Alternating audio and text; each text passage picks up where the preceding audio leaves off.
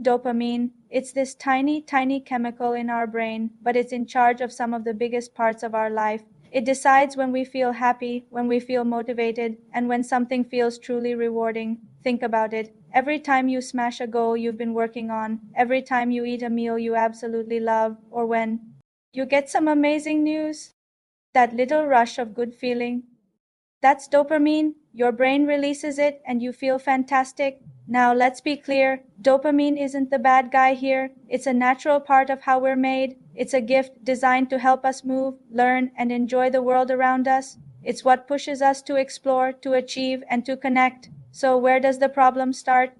Well, the problem begins when someone else starts pulling the strings and controlling it for us. Let's talk about how brands, especially big food brands, have mastered the art of taking over our dopamine. In today's world, they're not just selling you food, they are selling you carefully crafted dopamine hits. These huge companies know a very powerful secret. If they can control your dopamine, they can control your cravings, your habits, and ultimately your wallet. So, how do they do it? It's a formula and it's incredibly effective. First, they load their products with extra sugar. This gives your brain an instant, fast feel good rush. It's a quick spike of pleasure that your brain immediately registers as something positive, but that's just the beginning. Next, they add the perfect amount of salt. Salt doesn't just make food taste better, it makes every single bite more exciting for your taste buds and your brain. It keeps you coming back for more, bite after bite. Then comes the fat. Fat provides a sense of comfort and satisfaction. It makes you feel warm, full, and content.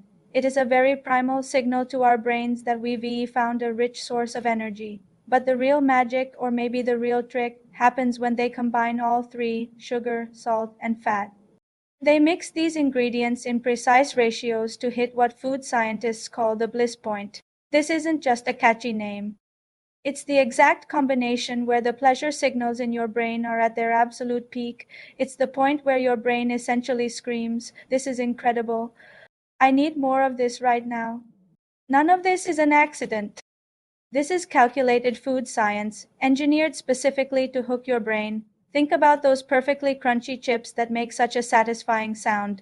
Think about the way ice cream melts so smoothly in your mouth, or those colorful snacks that look so appealing before you even taste them. Every single aspect, the texture, the smell, the look, the taste is designed to light up your brain's dopamine system like a fireworks display on New Year's Eve. Over time, something subtle but significant starts to shift. You slowly stop eating just because you're hungry. Instead, you start eating because your brain has been trained to crave that specific rush, that specific feeling.